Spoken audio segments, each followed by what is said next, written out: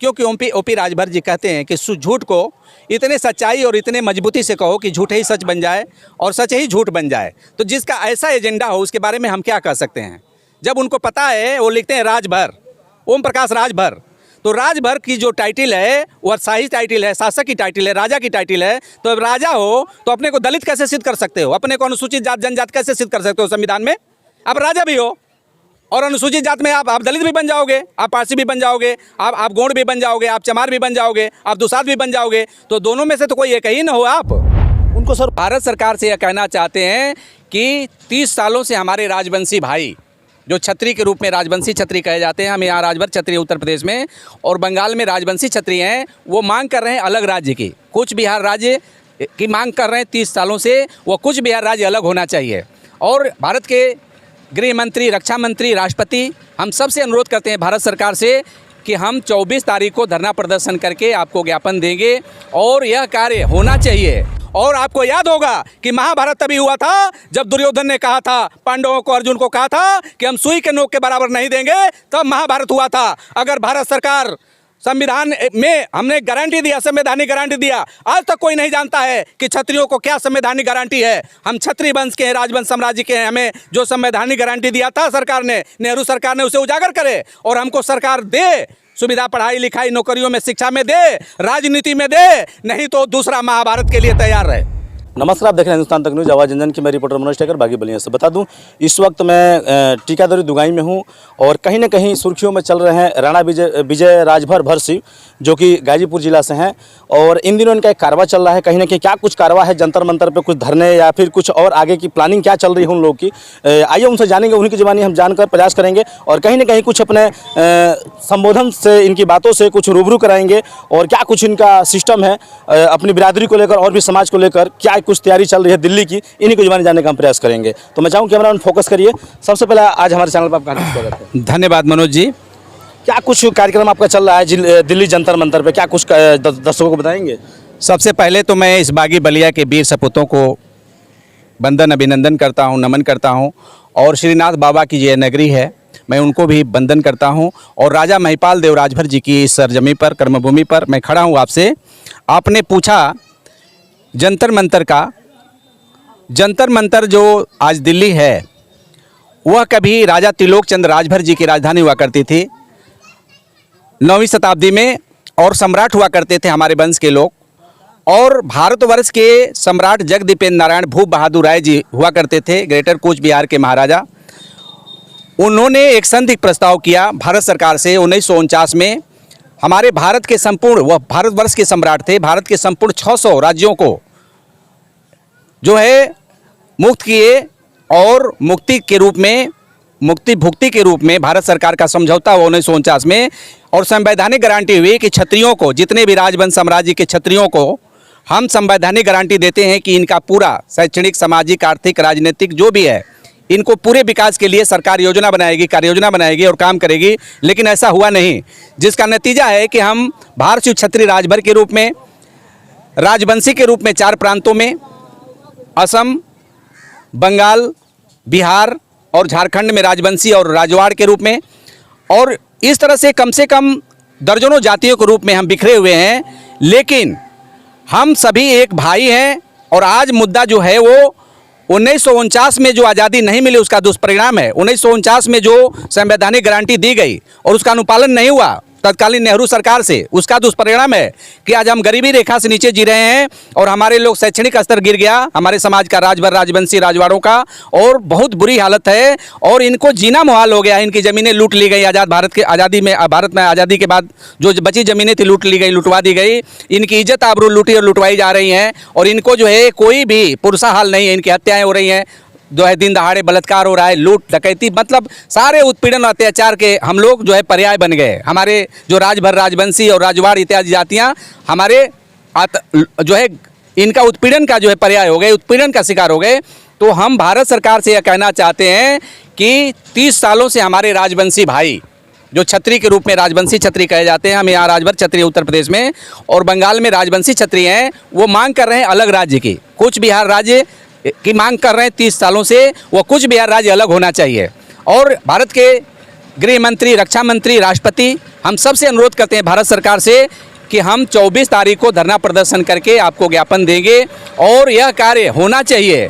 इसलिए होना चाहिए कि हमारा संवैधानिक अधिकार है कि भारत के को छोटे छोटे राज्यों में जहाँ सुरक्षा है, जैसे वहाँ पे चाइना से और जो है पड़ोसी देश जो है आपका बांग्लादेश से आपराधिक गतिविधियाँ चलाई जा रही हैं, वहीं से जो है आ रहे हैं आतंकवादी आतंकवादी गतिविधियाँ चलाई जा रही हैं।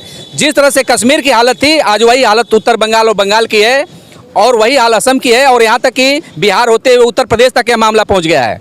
तो हम इसके बाद जब मांग पूरी हो जाएगी जो है वहाँ कोच बिहार राज्य की, तो पूर्वांचल राज्य अलग कराने के लिए हम मांग करेंगे। क्योंकि राजभर समाज के जितने भी नेता हैं, राजभर समाज का नाम लेते हैं, सभी आए फटे हाल में गरीब आए, लेकिन आज कोई भी गरीब नहीं है। कोई विधायक, कोई सांसद, कोई मंत्री तक बन गए, लेकिन राजभर का समाज का वास्तविक मांग कोई सदन में नहीं उठाता है। हमें सड़क से उठाना पड़ता है। हम लखनऊ उठाते हैं, दिल्ली उठाते हैं, और सरकार मानती भी है जायज मांगों को।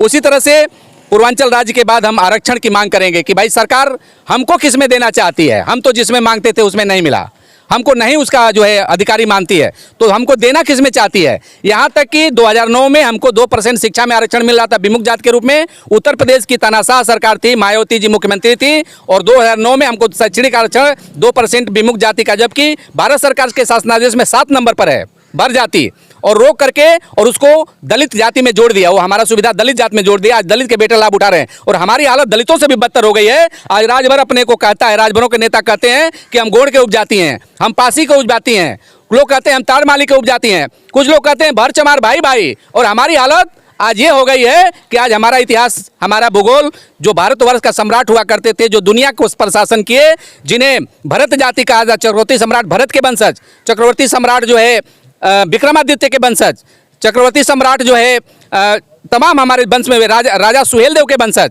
आज अपने को हीन दीन छोटी जातियां मान लिया है। महाराजा जगदीपेंद्र नारायण के वंशज दुर्दशा में जी रहे हैं। तो हम ये कहना चाहते हैं कि भारत सरकार गौर करे, नहीं तो 2024 के चुनाव में हम नो यूटी नो वोट का जैसे नारा दिए हैं बंगाल में, उसी तरह से उत्तर प्रदेश में भी, और पूरे भारत में घूम घूम करके नो यूटी नो वोट का नारा, नो यूटी नो वोट के साथ साथ वहाँ की स्थानीय समस्याओं को उठाएंगे और कहेंगे कि भारत सरकार आखिर हमारे दिए गए महाराजा जगदीपेंद्र नारायण भू बहादुर राय के मैटर पर संविधान बना है। भारत का अम्बेडकर के ने ऐसे नहीं बना दिया संविधान।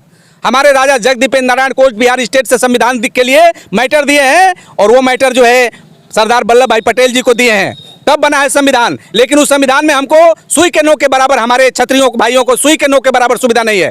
आज 36 क्षत्रिय जातियों के रूप में उत्तर प्रदेश में हम लोग बटे हुए हैं, 153 उपजातियों में उत्तर प्रदेश में बटे हुए हैं, 5,500 भारत में बटे हुए हैं, लेकिन उनको सुई के नोक के बराबर सुविधा नहीं दिया है। और आपको याद होगा कि महाभारत तभी हुआ था जब दुर्योधन ने कहा था पांडवों को, अर्जुन को कहा था कि हम सुई के नोक के बराबर नहीं देंगे, तब महाभारत हुआ था। अगर भारत सरकार संविधान में हमने गारंटी दिया, संवैधानिक गारंटी दिया, आज तक कोई नहीं जानता है कि क्षत्रियों को क्या संवैधानिक गारंटी है। हम क्षत्रिय वंश के हैं, राजवंश साम्राज्य के हैं, हमें जो संवैधानिक गारंटी दिया था सरकार ने, नेहरू सरकार ने, उसे उजागर करे और हमको सरकार दे सुविधा, पढ़ाई लिखाई नौकरियों में, शिक्षा में दे, राजनीति में दे, नहीं तो दूसरा महाभारत के लिए तैयार रहे। सर देखा जाए तो अलग राज्य की जो आप लोग की मांग है, कहीं ना कहीं बंगाल की बात आप कर रहे हैं, अब आपके बगल में बिहार है, यूपी में इस वक्त आप हैं, यूपी के रहने वाले हैं, तो क्या सबको समीकरण बनाकर एक अलग राज्य की स्थापना करना चाहते हैं? समीकरण ये है कि 5 अंगुलियां हैं, अगर एक अंगुली काटेंगे तो पूरे शरीर में दर्द होगा। उसी तरह से हमारे भाई, अगर हमारे भाई जो है वहाँ पर उत्तर बंगाल में रहते हैं, चाहे असम में रहते हैं, चाहे बिहार में रहते हैं, चाहे मध्य प्रदेश में रहते हैं, चाहे महाराष्ट्र में रहते हैं, चाहे गुजरात में रहते हैं, चाहे राजस्थान में रहते हैं, अगर हमारे भाई कहीं रहते हैं और उनको कोई दबा रहा है, सता रहा है, उनकी इज्जत आबरू, उनकी ज़मीन नीलाम कर रहा है, तो हमारा फर्ज बनता है कि हम अपने भाई के लिए लड़ें। इसलिए कि महाभारत में 5 भाई पांडव थे, तो पांचों भाई मुट्ठी बांध लिए और उनका नेतृत्व जब कृष्ण भगवान ने किया तो महाभारत जीत गए। और क्या कहा था अन्याय और अत्याचार के खिलाफ लड़ना ही क्षत्रिय धर्म है, और न्याय की स्थापना करना ही क्षत्रिय धर्म है। जो खुद भीख मांगेगा वो क्षत्रिय नहीं हो सकता है। कहा था कि धिक्कार है तुम्हें क्षत्रिय वंश में जन्म होने का अर्जुन, जब तुम्हारी भार्या जो है द्रौपदी की इज्जत नहीं बची, तुम्हारी माता कुंती को जो है उलाहना दिया जा रहा है, तुम्हारा धिक्कार है क्षत्रिय धर्म में। तुम्हारा राजपाट लूट लिया गया, तुम्हारी जगह जमीन लूट ली गई, और जंगल जंगल भटक रहे हो, भीख मांग रहे हो। ये क्षत्रिय का धर्म भीख मांगना नहीं है। क्षत्रिय का धर्म है लड़ करके मर्यादा और धर्म की स्थापना करना और न्याय देना क्षत्रिय का धर्म है।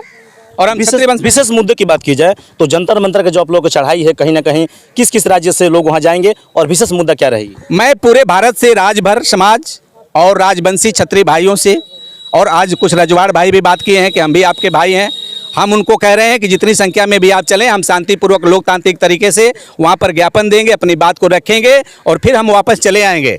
हम यह बात कहेंगे, भारत सरकार से सीधी बात करना चाहते हैं, सीधा संवाद करना चाहते हैं, तो पूरे भारतवर्ष के, पूरे भारत देश के अपने भाइयों को और बहनों को वहाँ बुलाएं।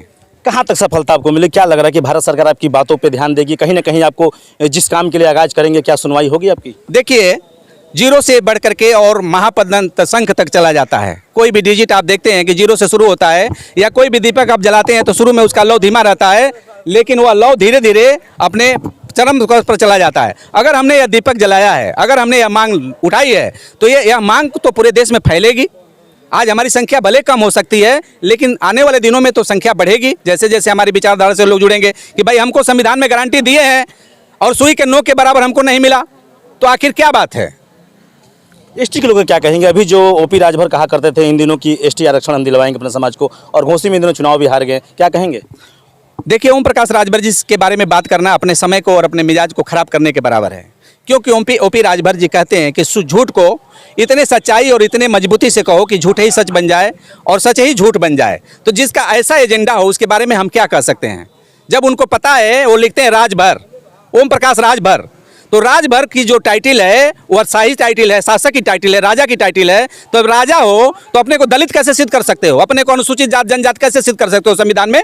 आप राजा भी हो और अनुसूचित जात में आप दलित भी बन जाओगे, आप पारसी भी बन जाओगे, आप गौड़ भी बन जाओगे, आप चमार भी बन जाओगे, आप दुसाध भी बन जाओगे, तो दोनों में से तो कोई एक ही ना हो आप। उनको